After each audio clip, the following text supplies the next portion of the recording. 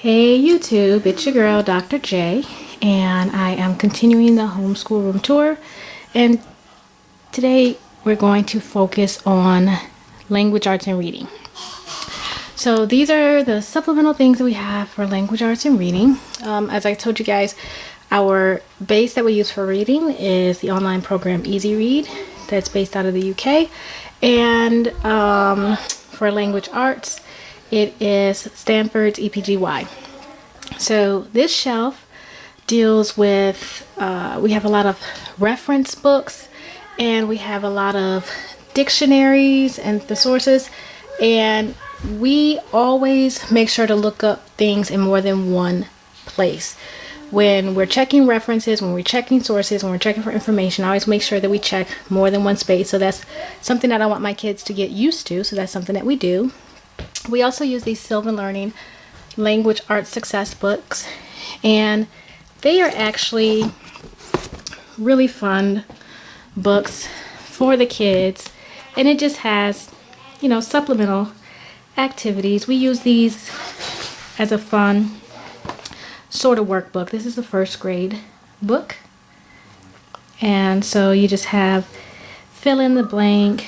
They have to choose the right word.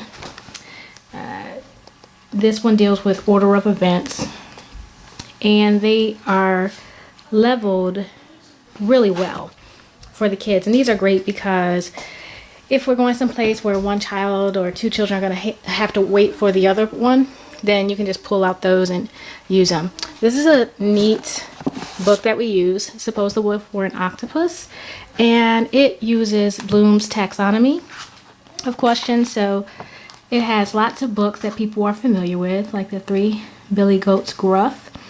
Then it has Bloom's levels for questions.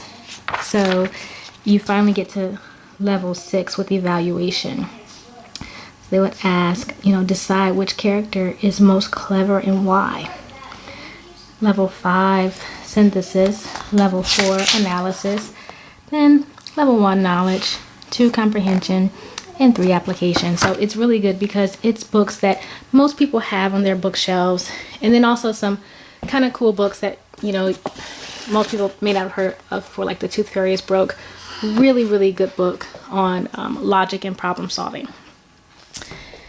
On this shelf I have lots of workbooks. Some are for things like cursive. We do teach cursive to the kids. Another thing that we have that I really love, daily word ladders. These books are really fun for the kids. You know, you start with a word like meal, and it says opposite of fake, change the first letter, so that would become real. And then, you know, to stretch to get something, I can blank the books, so it says, you know, it'll tell you take away the last letter, then add 2. So that's another fun one that we use. One that we are going to be starting this year that I think is really good is the kids are going to be doing book reports, and that is something that I wanted to make sure that my kids had an opportunity to do. So we have one for grades 1 and 2, and then this one is for grades 3 and 4. And it's just a lot of different frameworks for writing book reports. Something that I wanted the kids to have an opportunity to do.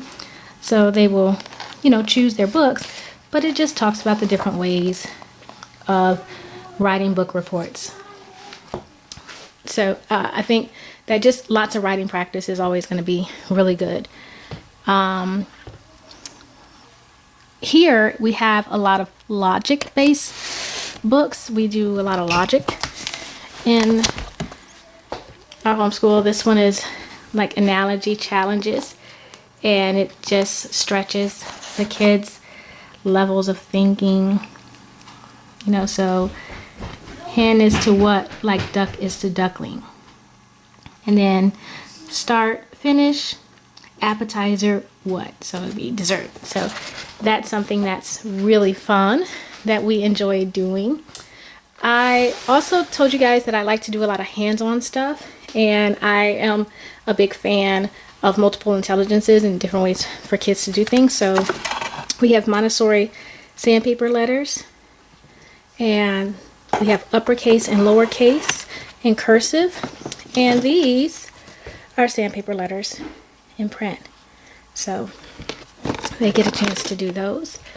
Down here we have a lot of leveled readers. I have all the Bob books, and then here's Starfall that goes with their online program. These are some books. We've been ordering a lot of books from the UK. So these are Bob the Builder books. But when you look at them, the language tends to be a little bit higher level than the ones that are geared towards the US market. And that's something that we've been finding out quite a bit. They use, it'll be the exact same story that you'll find in the US, but the language that's used, the words that are used tend to be a little bit more advanced when they come from the UK. And we have leveled readers for the kids. We also have these books that I really like. You know, these are about adjectives, and then they can learn about things, the same topic in a different book. And again, same topic. It is a, grammar-based book, but just hitting those particular areas in several different ways. Here, more Montessori based materials. Got more Montessori letters. And so we have uppercase and lowercase for Montessori letters. These are just magnetic boards in here. In this case, we have more grammar type things. These cards I really, really love. Like, it'll have, Neo on the front. Then on the back it'll tell you Neo means new, then neophyte, neonate. And these came from Super Duper Publications.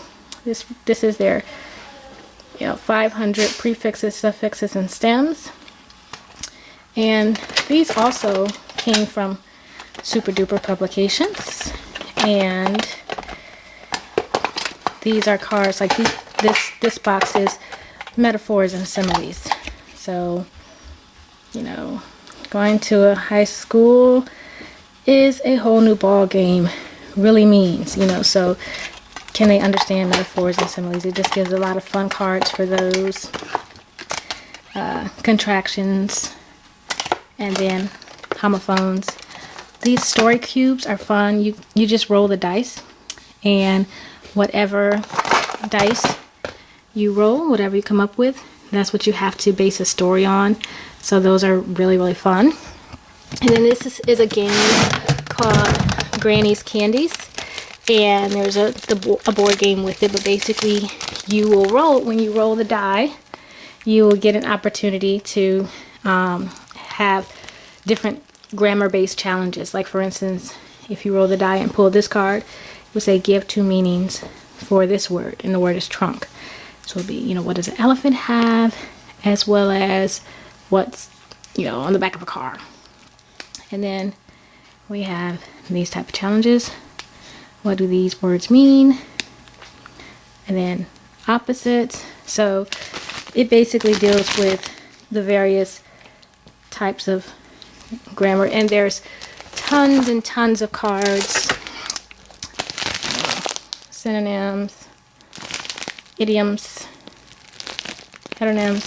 So that's just a really fun game that the kids can play. And then we have word tiles, box of word tiles, boxes of letter tiles, plastic letter tiles, and I have wood tiles as well, wood word tiles. So again, just really fun stuff. Try to be as hands-on as possible. I have my youngest son next to me trying to get into the camera. So even though we tell them they can't be on camera right now, so they just ran away. So that is our language arts area. That's the language arts area for my homeschool room. This is all the stuff we use. Basically, how I use these things is every week they will do, 5 days of their easy read and EPGY language arts, and then also they will have 5 days of work from some of these books. So it may be 2 pages from one book, 2 pages from another book, 2 pages from another. I just like to make sure that my kids get concepts from a lot of different ways and from a lot of different angles. So that's sort of fun.